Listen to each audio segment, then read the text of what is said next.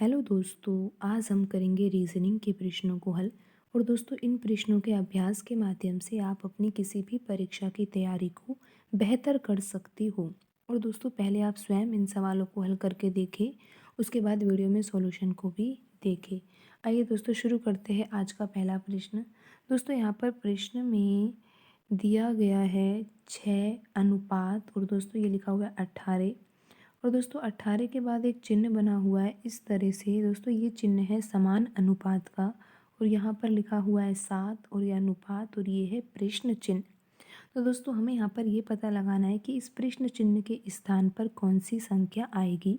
तो दोस्तों इस तरह के प्रश्नों को हल करने का तरीका ये होता है, सबसे पहले हमें यहाँ पर समान अनुपात से पहले जो दो संख्याएं दे रखी है जिनके बीच में अनुपात का चिन्ह है, उन दोनों संख्याओं में कोई संबंध देखना होगा।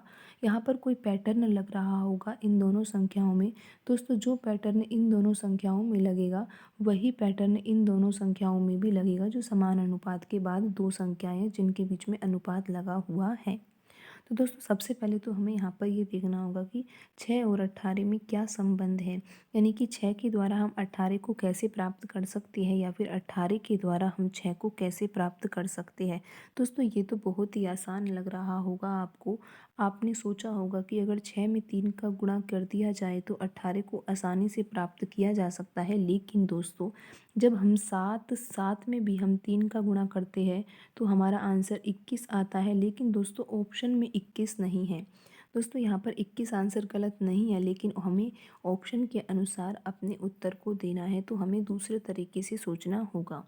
तो दोस्तों आप यहाँ पर अब क्या सोच रहे हो कि 6 और 18 में क्या संबंध हो सकता है। दोस्तों अब आप ऐसे सोच रहे होंगे कि अगर 6 का वर्ग कर दिया जाए, यानी कि 6 का वर्ग होगा 36, और 36 में अगर 2 का भाग दे दिया जाए तो 18 आ जाएगा। लेकिन दोस्तों यहाँ पर आप देखो कि जब आप 7 का वर्ग करोगे तो आंसर आएगा 49, और 49 में 2 का भाग देने पर यहाँ पर ऑप्शन में दोस्तों कुछ भी नज़र नहीं आ रहा ऐसा कुछ।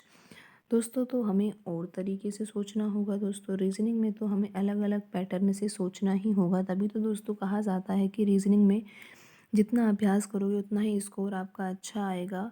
क्योंकि रीजनिंग में तो पैटर्नों को ही समझना होता है। अगर हमें ज़्यादा से ज़्यादा पैटर्न पता है प्रश्न को हल करने के, तो हम तुरंत ही सवालों को हल कर देंगे और कम समय में सवालों को हल कर देंगे। नहीं तो परीक्षा में दोस्तों हमसे फिर वो सवाल नहीं होंगे जिन सवालों को हमने पहले कभी भी नहीं कर रखा है। तो दोस्तों आप यहाँ पर 6 का वर्ग तो कर रहे थे, बिल्कुल सही दोस्तों। 6 का वर्ग करने पर 36 आता है। दोस्तों किसी भी संख्या का अगर आपको वर्ग करना है तो बिल्कुल आसान तरीके से कर सकते हो। उस संख्या को उसी संख्या से गुणा कर दीजिए, और जो आंसर आता है वह उस संख्या का वर्ग ही होता है। तो दोस्तों यहाँ पर 6 का वर्ग हमें प्राप्त हुआ है 36। दोस्तों अब आप सोचो कि 36 के द्वारा 18 कैसे आ सकता है। दोस्तों अभी आपने थोड़ी देर पहले सोचा था कि 36 में अगर 2 का भाग दे दिया जाए तो 18 आ जाएगा। लेकिन दोस्तों उस तरीके से फिर हमारा यहाँ पर आंसर नहीं आ रहा था।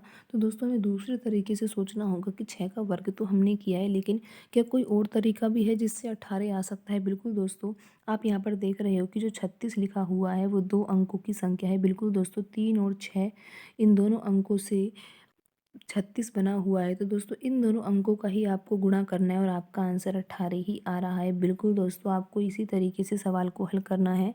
आपको क्या करना है दोस्तों, यहाँ पर 6 अनुपात 18 लिखा हुआ है, तो आपको करना है 6 का वर्ग। 6 का वर्ग होता है दोस्तों 36। फिर आपको सोचना है कि 18 कैसे आ सकता है।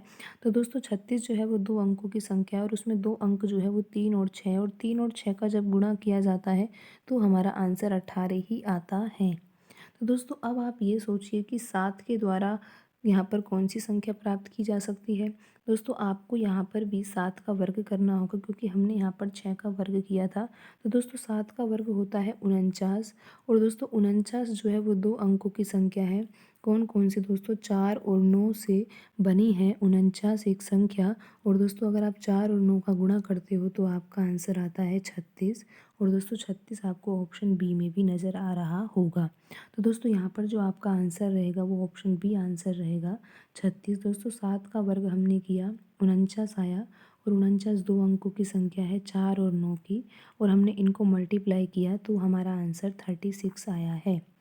और दोस्तों ऑप्शन बी में 36 ही लिखा हुआ है। तो दोस्तों इस तरह से आप इन सवालों को आसानी से हल कर सकते हो।